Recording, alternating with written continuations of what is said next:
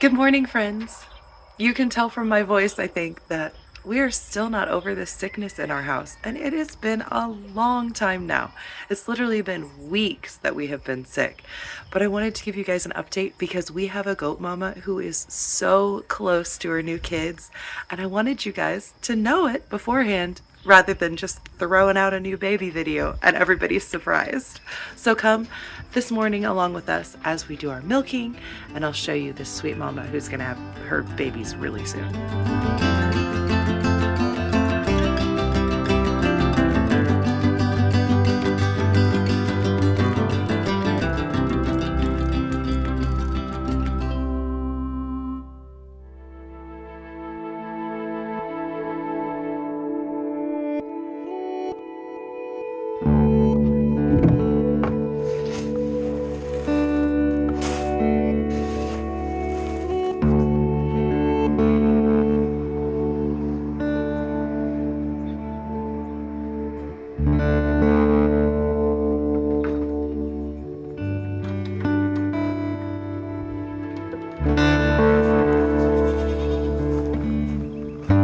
You girls ready to be milked? Good morning, pretty mamas.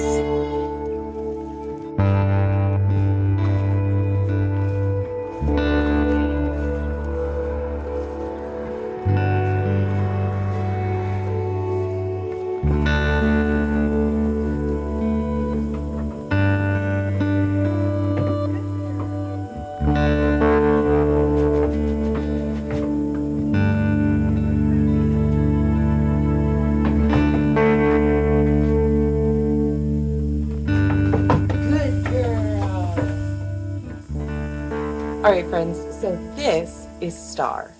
And Star is from just our favorite line here on the farm. Star's a Blaze baby.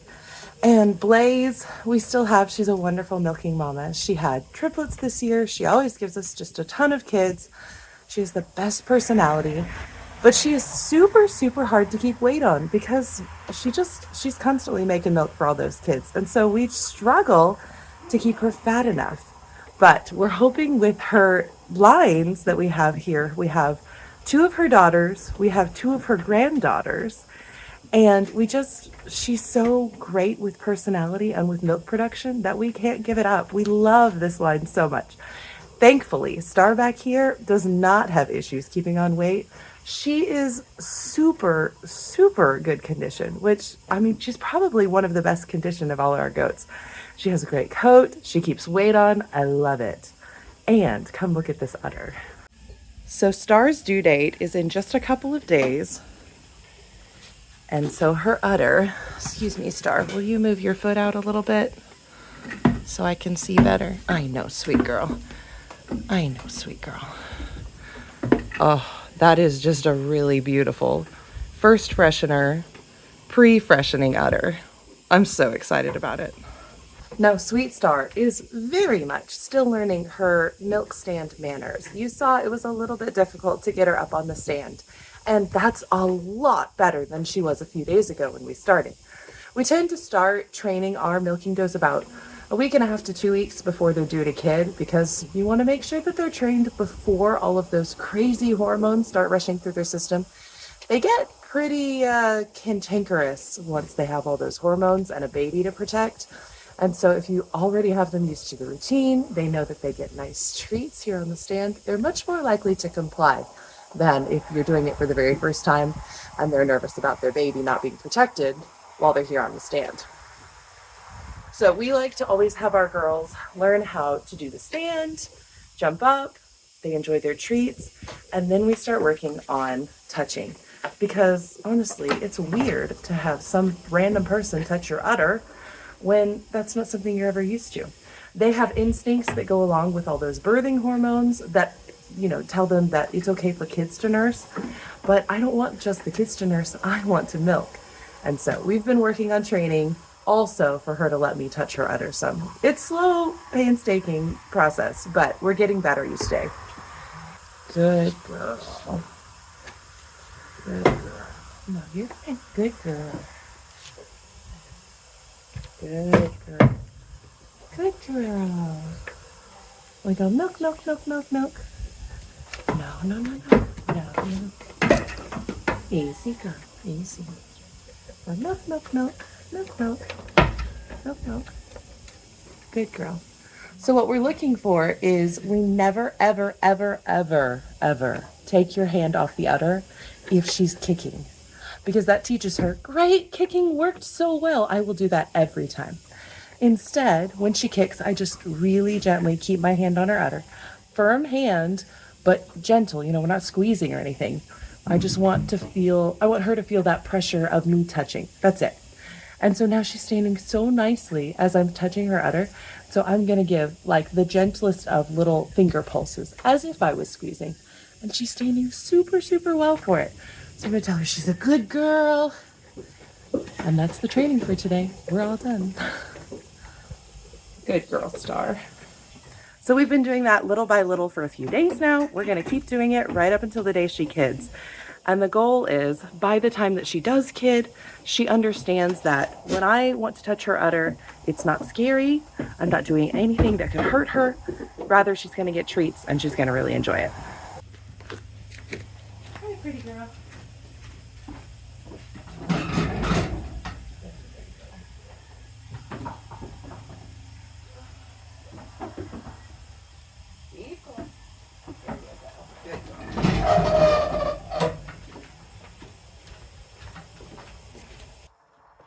All right, milking is done. Now, whether I have my really nice new fan on or not, it's 80 degrees as soon as the sun rises here in Texas. And so it's hot. And so no matter what, we start the day with sweat here in Texas. And so the goats are milked and I am sweaty. But I wanted to show you all of the Blaze babies that we have, just so you can kind of get in your mind the different genetics that we have here. So let's start with Grandma Blaze. Beautiful Blaze, will you say hi to the people? She is so busy with her morning treat. So Blaze is phenomenal, but oh my goodness, you guys, she stays so skinny. This goat will not put weight on, and I do not like having, a cavity.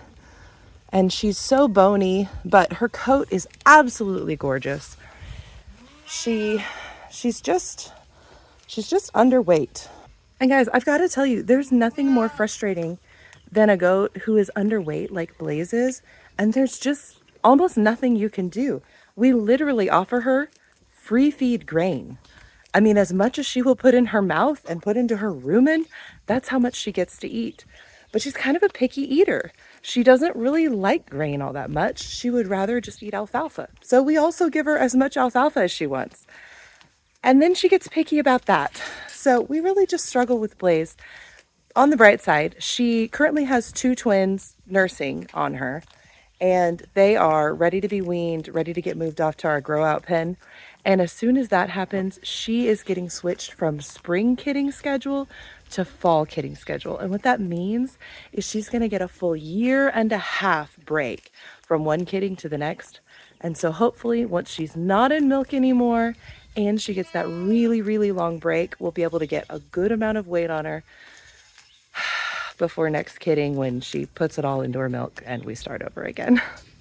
So I absolutely love Blaze because she has the best personality. She's phenomenal at producing milk, but we really, really struggle with the weight issue. And so thankfully I have some of her descendants, some of her daughters and granddaughters, and we've been working on that problem. So first up, we have her daughter who's pregnant, due any day now, Star. Like we were talking a second ago, Star is super, super healthy. She does not have any sort of divot or boniness. This girl, she's got a good fat cover on her, which we love. Star, you're such a good girl. We also have another daughter of Blaze, and this one is Rosie. Now, Rosie's kind of a special case because Rosie is really, really closely related to Blaze in that she's actually line bred.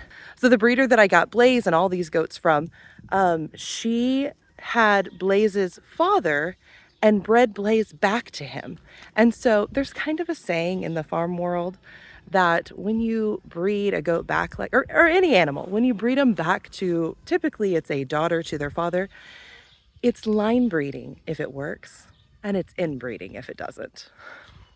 It's kind of inbreeding either way, but it is something that's very intentionally done in some circles, because if you have a goat with a really strong trait and you see that trait appear in that daughter and you breed them back to the father with the strong trait, you're essentially locking that thing in.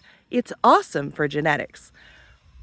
But if that father had a weak trait and you breed him back to his daughter, that weak trait is locked in there too. So if you have a really strong udder attachment or something like that, awesome. You have, locked in that strong udder attachment. If, say, you have an aggressive streak in that dad, you might end up with a real wild and crazy bunch of goats from locking in that aggressive streak. So it's one of those things that you can totally do as a farmer, but do with caution. As for us, we adore Rosie. She has Blaze's sweet personality. She's almost identical to Blaze, except a little bit lighter in color, and she makes phenomenal milk. So we just love her to death. In addition to all those phenomenal traits that she got from Blaze, she is also blue-eyed and polled. And so Rosie offers some really phenomenal genetics, although she does still struggle with weight, just like her mom Blaze. All right, next up, one of Blaze's granddaughters that we have here on the farm, and that's Ruby. So Ruby comes from one of Blaze's daughters that I actually don't have. I've never even seen her. But excuse me, Bella, we're showcasing Ruby right now. Ruby is also polled like Rosie, and she has just the longest teats that I've ever seen on a mini Nubian. She has, long teats for a mini Nubian.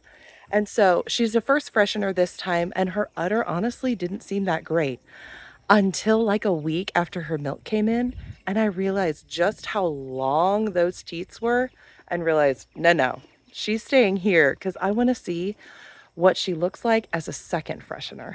So one thing that a lot of people don't realize whenever they get goats, and maybe the same is true even of dairy sheep or dairy cows, I'm not sure, but when it comes to dairy goats, whenever you buy a baby and say raise them up to be a dairy goat, and they have their first set of babies, it's super exciting because you finally have that goat in milk. But sometimes people are really disappointed that they're not getting as much milk as they had expected. Or maybe the udder's just not very big, or it's kind of wonky in some way. And there's just, you can't judge a goat based on their first freshener udder, because things are just kind of weird that first time around. Sometimes they don't have all the hormones that cause their milk to come in right. Sometimes moms panic because they don't know what's happening because labor is so stressful. And the hormones just don't kick that milk in all the way. But more than anything, things just need to get stretched out. So you saw Star's first freshener udder over here. She hasn't even given birth yet, and her udder looks amazing. But I've got to tell you, if this was what her udder looked like after she'd had many years of kids, I'd be a little bit disappointed by it, because the capacity in that is, I don't know, maybe a quart of milk.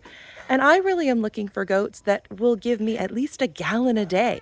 And so if she's just walking around with a quart of milk in there, that's not great. What we're looking for, though, is for a first freshener to make a quart. It's a really good indication that as a second, third, or fourth freshener, we should be getting well over a gallon. Goats typically hit their peak in that third or fourth freshen, sometimes even the fifth freshen when they're, 5 and 6 years old.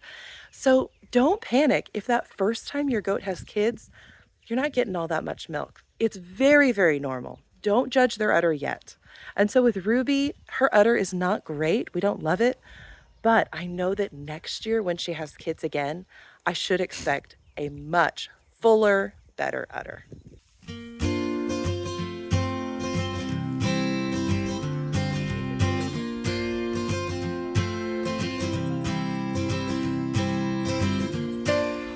Come on, pretty girl.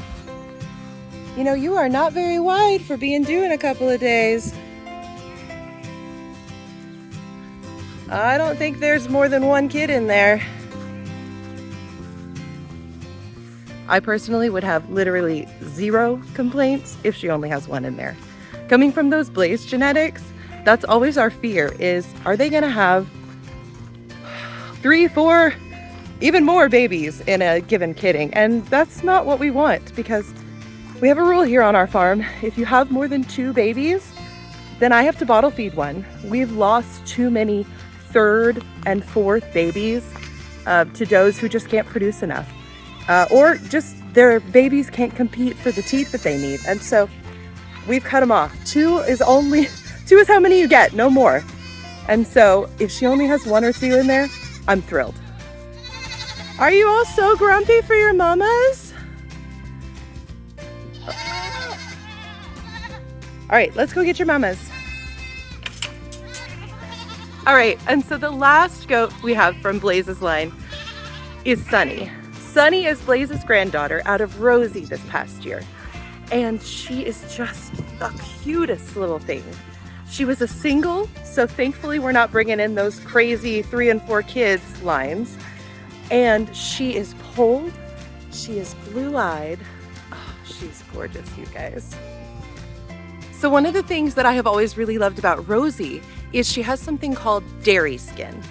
Now, dairy skin is basically really, really loose, wrinkly skin that's very common among the highest producing dairy goats. It's really awesome because that loose, wrinkly skin is extra good at expanding. It can stretch out really big, which when we're talking about udders is excellent, because the reality is udder capacity, it's partly genetics, but it's also a lot to do with how tight can that skin get? How much can it stretch out to hold more milk? And so if you have really stretchy dairy skin, you can hold more milk. And so what we love about Rosie is she has that great dairy skin, and she gave it to her daughter Sunny. And so blue eyes, polled, dairy skin, beautiful, coming from really great milk genetics. We knew she was a keeper. So all that to say, we are so excited about Star's new babies here that are due any day, because it's going to be more of the Blaze line, and we love these goats. Best personalities, really great milk. I mean, that's what we're going for here in our goat herd. So we are super excited for more babies. We hope you guys, if you haven't yet, will hit that subscribe button down below so that you can join us as we post Star's kidding video, hopefully in the next few days here. Thanks for watching. Pretty Star. How many babies? Oh, Star, we didn't think to tell them about your moon spot. Star has 1 moon spot. So we'll see. Are you going to give some moon spots to your babies? Or are you just going to give them 1 moon spot? Say bye, goats.